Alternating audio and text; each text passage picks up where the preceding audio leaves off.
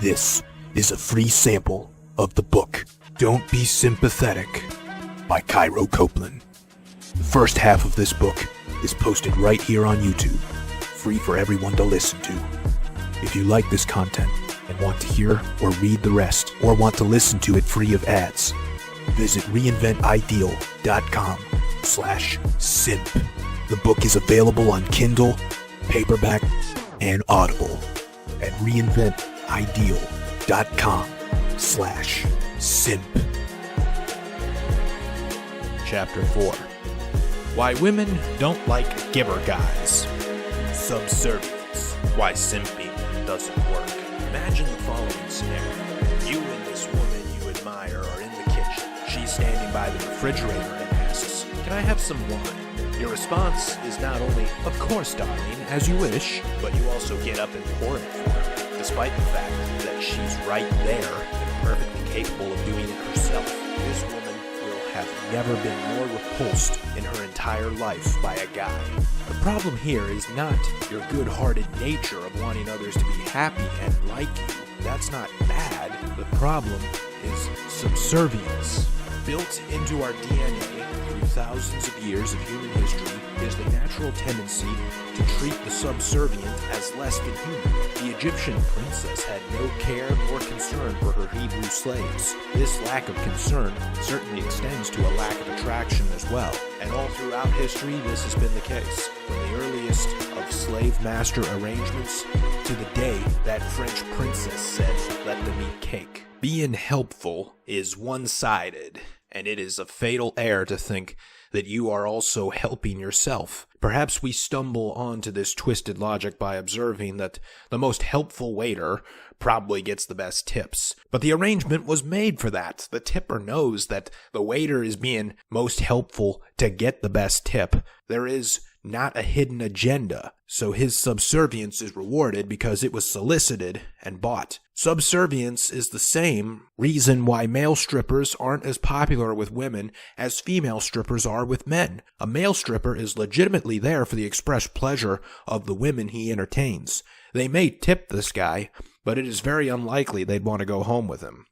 Percy clearly didn't get this concept when he held the bag for Angie. Another client had a similar problem. His name was Jake. He was an otherwise very appealing fellow with a good job and was well educated. So much was going for him, but despite all the things that he had to be prideful about, he threw all that pride away when he met Erin. Erin is a unique case, which is probably what caused this high sexual market value guy to lower himself to simping for her. She was a bikini barista. She owned a little food truck where she served coffee in a skimpy little bikini that showed off her enormous assets. Because she was not only supermodel sexy, but also seemingly receptive to his advances, he fell hard for her. Their story so far had gone like this. He saw her advertising her food truck on the side of the road in her little bikini, thought she was extremely hot, and pulled over to meet her. He did the usual flirting techniques and acted boldly. They chatted for a good bit, even after he finished the coffee he bought from her. He even got her number. Later, I would come to the conclusion that she only gave out her number because she had just started this new business venture and was afraid of being badmouthed by her first customer. However, they did text back and forth regularly, which is something I was surprised to learn when I reviewed the text messages for Jake. But things took a turn for the worst when he visited her every single day to buy a coffee, which was pretty pricey for just 12 ounces. And he talked a lot to her about helping her with her business, unsolicited. What really sent him into the simp lane was when he, without being asked, made a website for her business and showed it to her. I guess alarm bells probably went off in her head at this point. This isn't the cool together guy I might have come to believe he was, she may have thought. This guy is just another subservient simp trying to build up sex credits. Later, she'd move her food truck's location and ghost on him. There are so many things wrong with this story, but the big one is that he was trying to be helpful, which was probably what made him so confused at the time of our coaching sessions. "Do people not want help and things that can benefit them?" he'd say, with a hint of sadness. I don't believe that women approach a situation like this logically. It's more likely that their reactions are emotional instincts going back to the historic slave days. But this instinct does serve them the same way a cost-benefit analysis would. Suppose you are someone that is very beneficial for her to have in her network. Suppose she is even a bit interested in you before the two of you get to know each other. Then she finds out that you could help her with something that she really wants or needs. At that moment, you become disqualified from ever being a sex partner. The rational explanation behind that is that if you really are that useful, she doesn't want to fuck things up by introducing sex into the arrangement. But as you know, women are more emotional, and they understand that sex can make things unpredictable and jeopardize the relationship. It adds new risks that otherwise wouldn't exist. Even if you're a very attractive guy, you must recognize this point. Women have 1/18 the amount of sex hormones you have, so it doesn't always take top priority for them when it comes to getting needs met. But if you're one of those guys that they call meal tickets, which is a guy that a woman dates just for free meals, you're serving a more useful purpose, feeding her. She doesn't always need sex, but she always needs to eat. In short, they don't put their meal tickets on the line for a chance at a little bit of dick. The more useful you are to her, the less likely you are to get sexual with her. Once she sees you as someone beneficial to her, you're no longer seen as someone sexually desirable. Just like if Lisa Ann was your landlord, you wouldn't risk fucking it up by trying to fuck her. If she turns out to be unreceptive to your advances, that would lead to so much awkward tension whenever you see each other. Or worse, she throws you out. Your need for housing is more important in that scenario.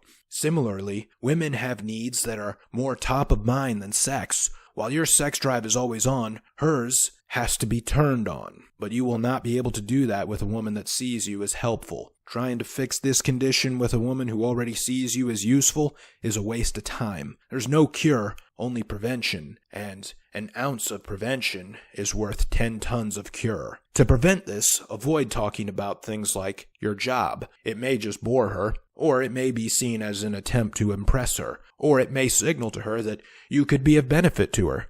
Even if you have a fancy pants job, let her discover it for herself. If she ever asks, you can joke by saying, "I work at McDonald's." You may fear she'll have no interest in you after, but if that were the case, she was probably just looking for a meal ticket. But in many cases, they're more intrigued by you for having the balls to admit something like that.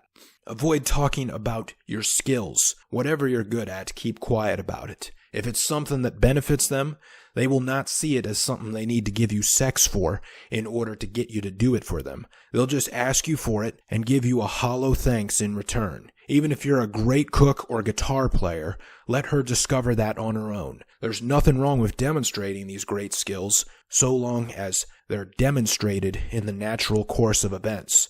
But boasting about them early on is a fatal error. Avoid talking about your accomplishments. They stink of bragging and reek of thirst. The stench of thirst is what dries up a woman's happy place faster than the Saharan sun. But they also lead you right back to talking about your skills. That leads to her saying, "Maybe you can help me with." When you hear a sentence start out that way, an alarm bell should be going off. A sentence that starts this way is a shit test in disguise. She's testing to see if you're man enough to say no, to not supplicate and become subservient. You never want to hear those words, and if you do, it means she thinks you were trying to impress her. The best course of action is to just say, maybe, maybe not, and then change the subject immediately. The next best thing to solidify the fact that you are not a subservient simp that will do as she commands is to create a story. Later in the conversation, talk about how you've experienced many people in your past make attempts to use you for your different skills and how it is so annoying. This sends the message you want her to get, that you will not be used.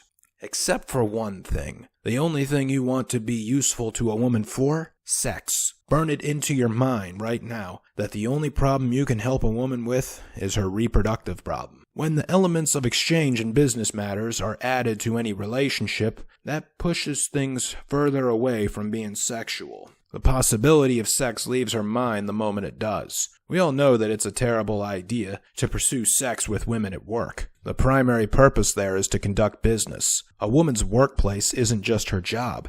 She has multiple workplaces throughout her life, and you want no part of them. A few exceptions may come to be acceptable when she's your committed girlfriend. Obviously, you don't leave her stranded if her car breaks down in the ghetto. But if there is a lack of sex in your relationship, you must put a premium on your non-sexual attention. This means you do not go to friend gatherings and family events with her. You do not go shopping with her. You hear me, Percy? Your non-sexual attention will be given again when she gives you her sexual attention. No fixing. No Mr. Reliable. Go back to the example at the start of this chapter, when she asks, "Can I have some wine?" "I want some wine." You say, "Then go get it." This isn't douchey. It's refusing to be subservient. And how the dictionary defines subservient is 1. Serving or acting in a subordinate capacity, a subordinate. And 2. Servile, excessively submissive, obsequious. Does any of this sound like James Bond?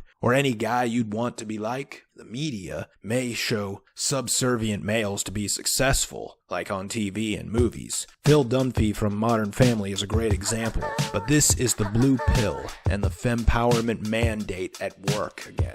Males are servants by nature, but it used to be about serving community, country, company, God, or the church. Then, the fempowerment mandate found out how useful this was. So with their media allies, they went to work, creating the perception that serving women would lead to reward. Recognize when you can provide value without being subservient. There are two extreme ends to this spectrum. 1. Provide value at all times and at all costs. Or 2. Avoid providing altogether to avoid looking thirsty. One end is a simp, the other is an asshole. The medium in the middle is the correct course of action, but we as males are less prone to find middle ground. The pushover gets these reactions. Aww, what a sweetheart. Ew, he does whatever I say hoping to impress me. Gross. The asshole gets an auto-rejection reaction. Fuck that asshole. What a douche. The reactions you want are, there's something different about him. Why isn't he paying attention to me? Does he even like me? I hope he does.